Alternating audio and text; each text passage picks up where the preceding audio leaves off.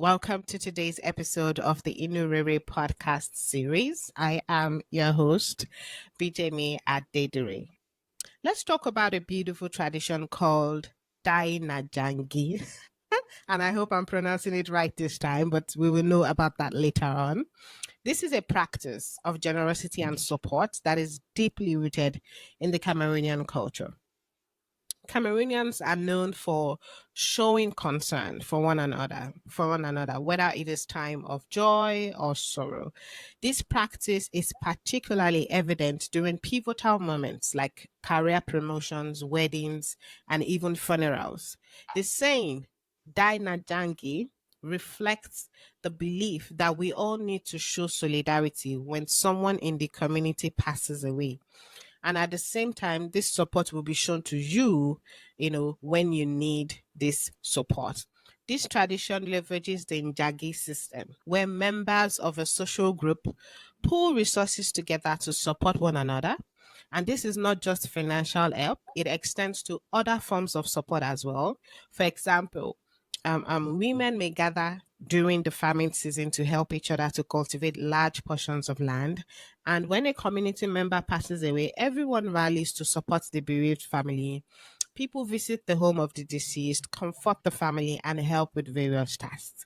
This practice actually dates back to the pre colonial days, and it continues to reinforce the importance of reciprocal support. Even in more formal settings like ex student associations or village groups, this practice is codified in their bylaws, ensuring structured support for members during times of loss. So, in a nutshell, this is a tradition of reciprocal support. It's a tradition, it's a powerful display of solidarity and one of love that strengthens communal bonds.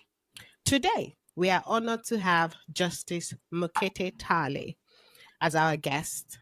Justice Mukete is the country lead for Giving Tuesday Cameroon and the co founder of the Refugee Welfare Association Cameroon. He is a highly respected bilingual judge and human rights advocate with over 25 years of experience. He has deep knowledge of regional conventions in Europe, in Africa, and the Americas concerning detention conditions, due process, restrictions on torture, and ill treatment.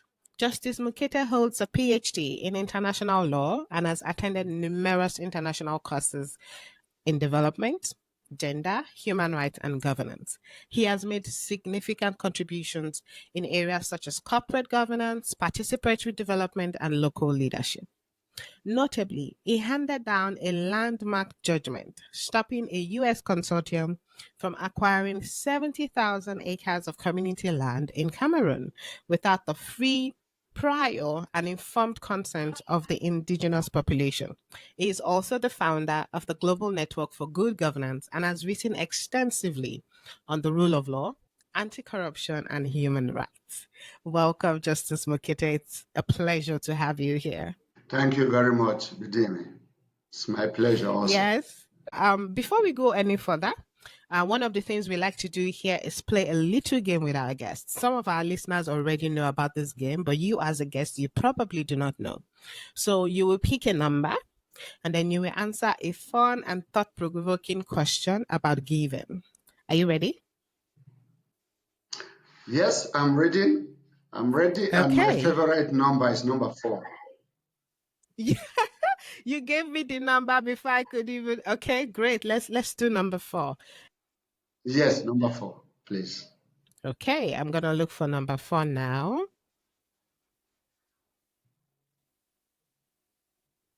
Okay, number 4 says, "How do you feel about receiving help? What are your thoughts about receiving help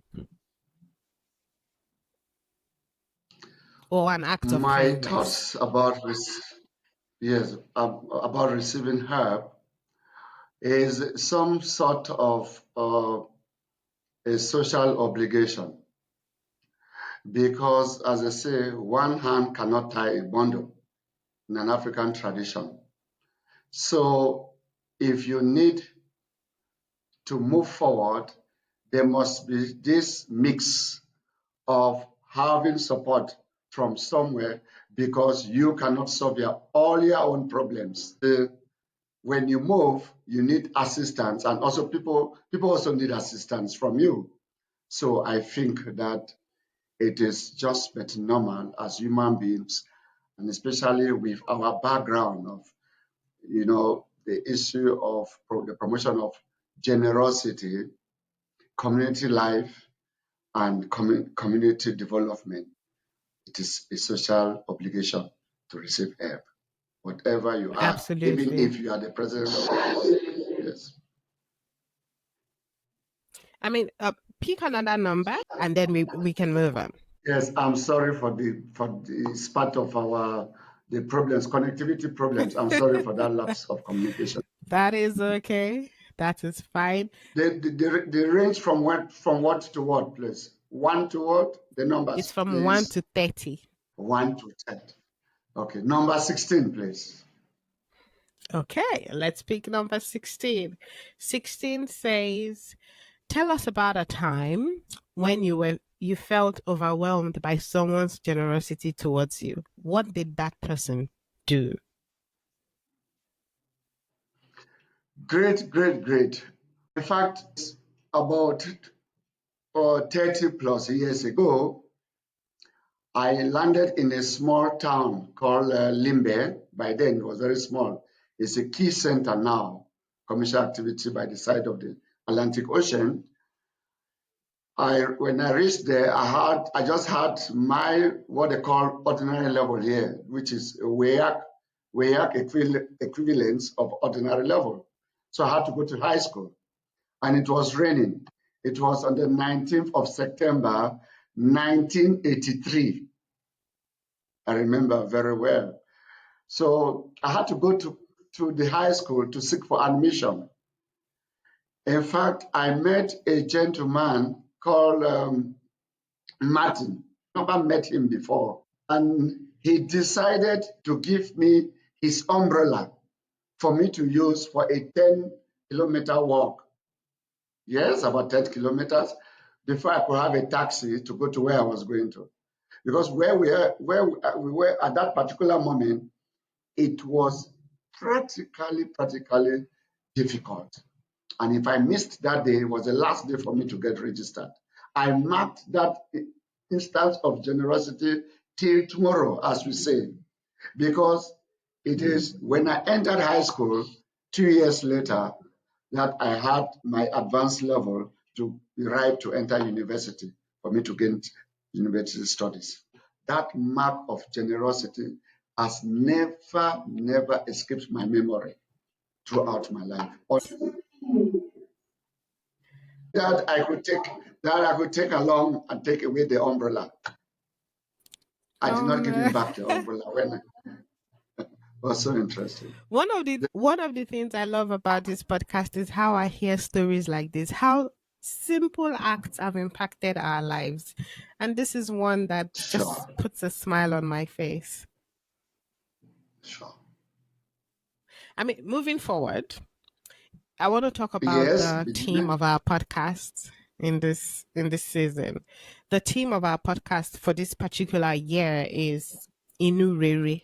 Inurere is a Yoruba term for generosity, but in plain words, it means someone who is selfless, someone who has a clean heart, someone who has a mind of goodness, of kindness, and good fortune. It's like the pinnacle of a perfect society. And that is the theme of our podcast.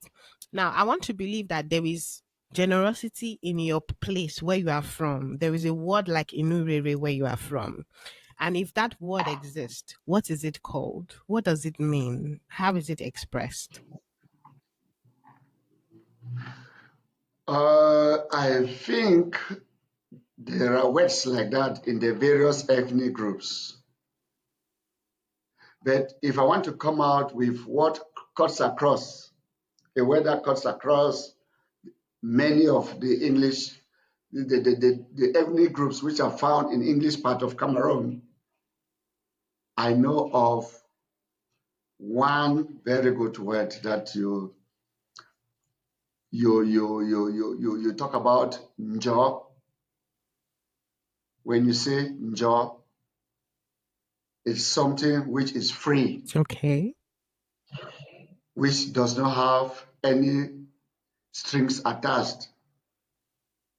Something that you give and you are happy doing it, not because you have much, but you feel you have compassion and you feel for the other person because of a Mm. situation where he or she finds himself. That word cuts across almost all the ethnic groups in the English speaking regions, the two regions of Cameroon. It is Wow. exactly what you are talking about, Enurere, in the local parlance of generosity Yes. that you cited. So say Love it. this one Nanjo, no attachment, free of charge. You use it to grow and enhance what you are doing, and you increase your horizon. That is beautiful. Now we are moving into the podcast proper, right? I want to ask a few Yes, questions and then we'll be done with this yes. podcast. Okay, So Bidemi. Cameroonians are known for their incredible generosity. I mean, Cameroon is really close to me, like to close to us, Nigeria. But all as well, Cameroonians are known for their support. You know, the support they show towards other people's goals. Apologies, and that is Sure, the sure. spirit that is embedded in the culture. So, Njangi is a beautiful example of that, and I'm sure that there are other traditions. I know, just like Nigeria, there are ethnic groups and languages that different cultures within some of the cultures that we already know, and these cultures also reflect the same spirit of kindness, the same spirit of solidarity. So, Justice Mukete, can you share some other traditions that in your community? And you are well traveled, so it's possible you've even encountered ones that are outside of your community that demonstrate this generous spirit.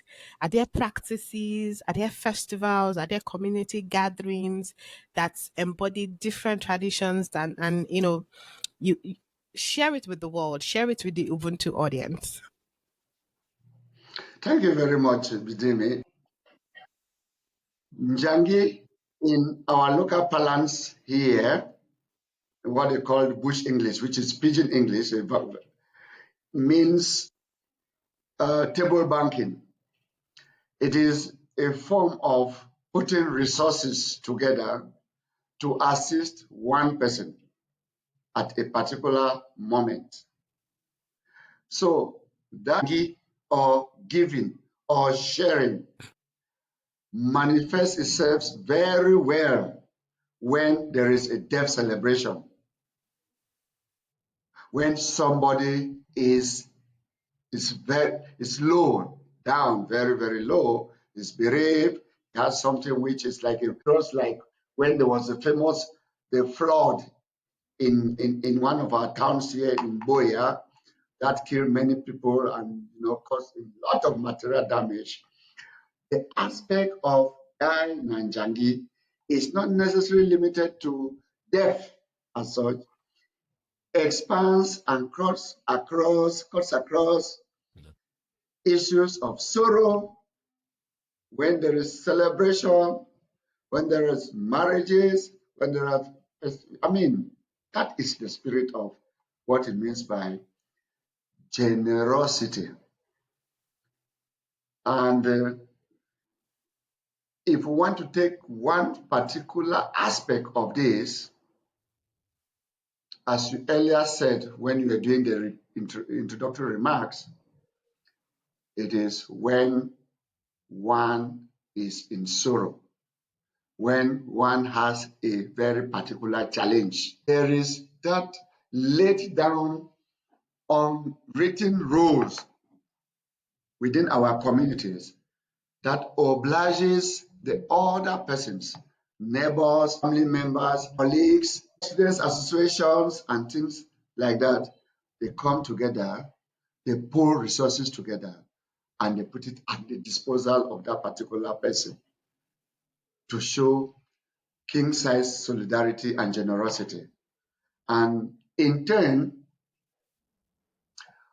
you are also obliged morally when it is somebody who is in such a particular situation for you to reciprocate in this type of gesture.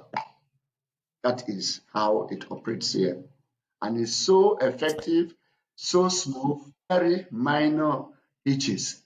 It is not a tax, it is a voluntary something within the means and opportunities that are available. And it's not only money. Let me tell you, at times when there is a death celebration, people come with cooked food which is cooked, traditional dishes of all sorts. People come with 5 or 10 liters of white stuff, raffia wine, palm wine. People come with small crates of anything that is going to help to contribute in the success of that particular occasion. And that is how the movement, the generosity movement, now goes across to various communities, and there is this networking.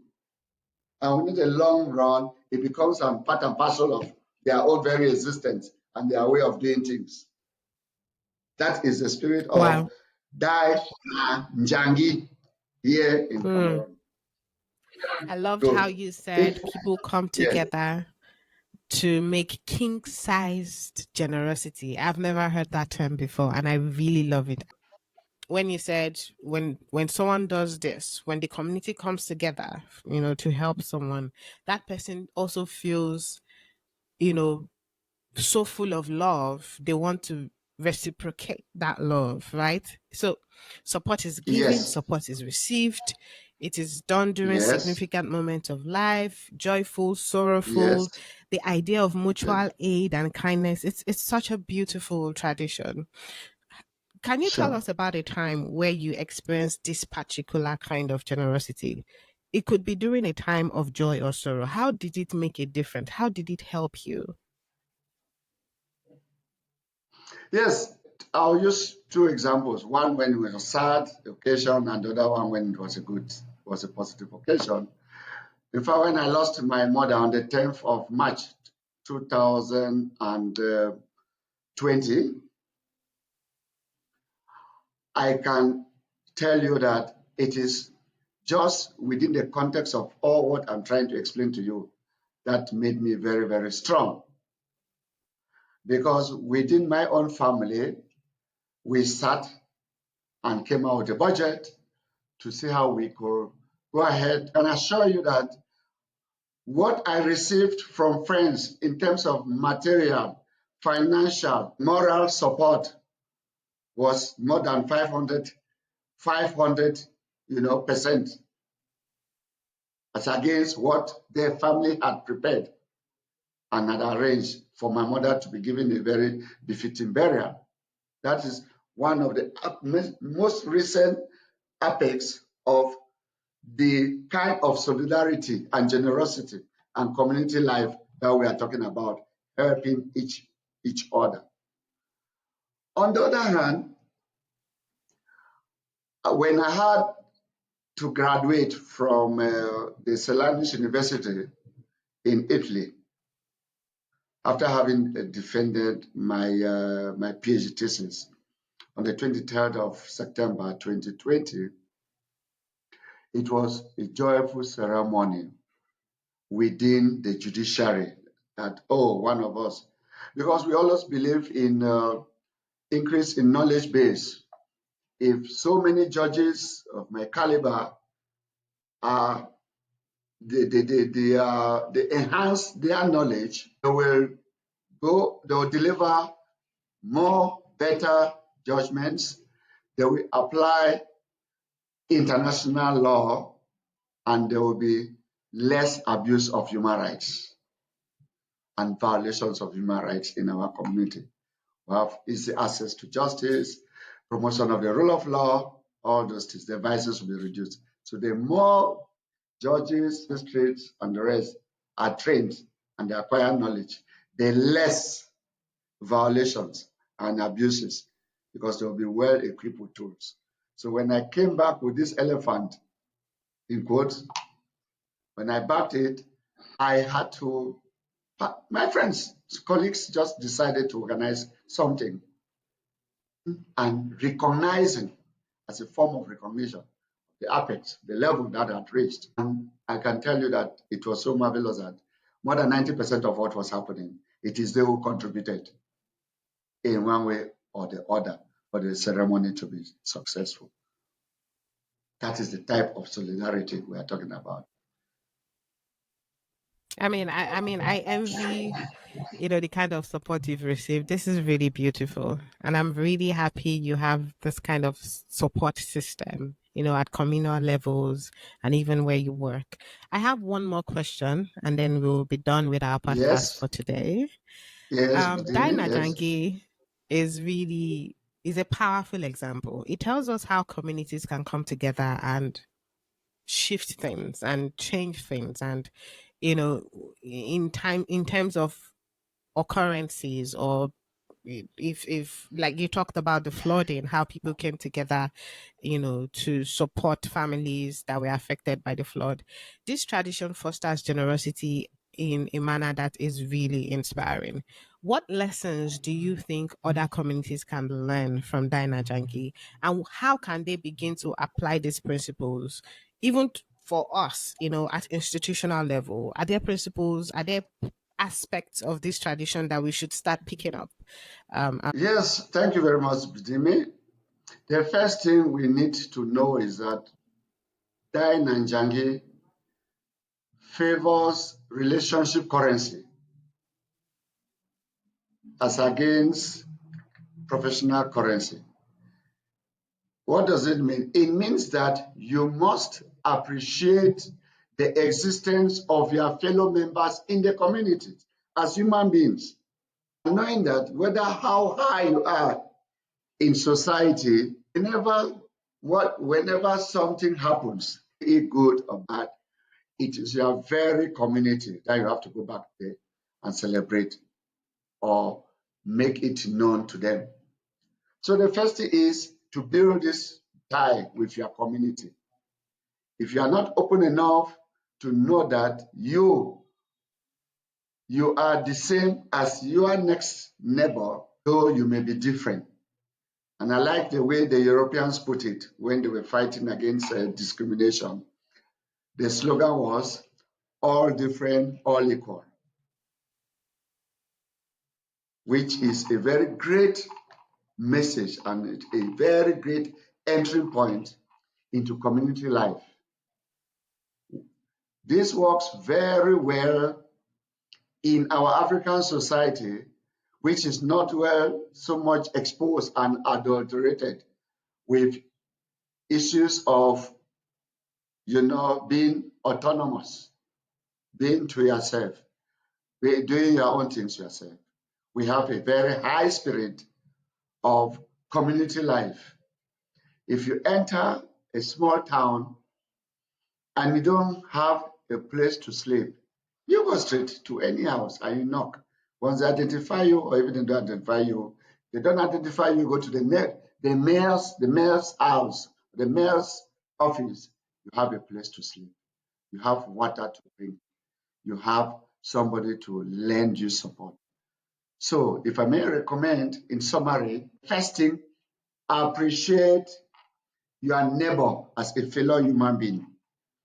Two, be open to criticism and to the need to receive things, and to know that you cannot have all the things you want and all the support, no matter what level you are in society, as I was saying. Not whether you are a minister or you're a president the resources are never available to your maximum. That is, they're never enough. They can never be. So whether it is just that weight of sorry for what has happened, a small bottle of water for you to drink, somebody just passing by with a kettle to say this is some warm water, it will be of use to you. And all these small, small things put together, as it says, a drop of water that makes an ocean, goes in to relieve the person who is in pains or suffering or passing through some very difficult moment. I think that Thank is you the very entry much. point. That was amazing. That was beautifully described. This is the last segment. This is where I call it the fun part of the show because I've been doing all the asking. Now it's your turn to ask me a question. You can ask me anything or steer this conversation wherever your curiosity takes you. So, is there something you would like to ask? Well, there is nothing that I'm going to ask you that I'm sure you do not know, but as the rules oblige, you are setting the rules. I also want to find out when was the last time that you perceived, you saw and experienced generosity, whether in sorrow or in in positive part of your own life. I think I experience generosity every day, but let me talk about one. So I have a Okay. huge event coming up later on this year. And because, I have this podcast, I have a few episodes to record. I have a few things to do here and there. A friend of mine took it upon herself to help me get everything I will need. She would go to the market, she will call me, she will send me pictures. She will sometimes buy everything that I need with her money, knowing I would give her back, of course. But because she wanted me to have enough time and also not be distracted with work, she took that burden on herself. And she knows I do not like to go to market often. So that is one act of generosity that I absolutely appreciate. Her name is Glory, and I hope Glory gets to listen to this podcast because I really love you and I love that you support and you're always of help. That help, you might think it's small, but it relieved me. Okay, that was very good, very good. And I hope Glory knows that what she did is well appreciated. That is the other part of it. Yes. If somebody does so generous, puts your it says you should put your hands together to uplift you, and you don't appreciate it, it dampens the spirit of generosity. That is why we must always Absolutely. go back and say thank you to our communities, thank you to our partners, thank you to all the people around us. And as I'm thanking you, global family and the one in Africa, for this opportunity given me to explain one or two aspects about generosity from my own perspective. Thank you. Thank you so much, Justice Mukete. And thank you all for joining us on this episode of the Inurere podcast series. We hope you enjoyed learning about Cameroon's dying Njangi and hearing the incredible insight Justice Mukete has shared. Remember, generosity is a timeless principle. It cuts across languages and borders. You've heard us talk about different terminologies in our own languages and communities. This is how we come together. This is how we can shape our communities and inspire people to support one another in meaningful ways. Join us next time as we continue to explore the rich traditions of African giving and keep celebrating the spirit of generosity that binds us all. Bye, everybody. Bye bye. Bye bye.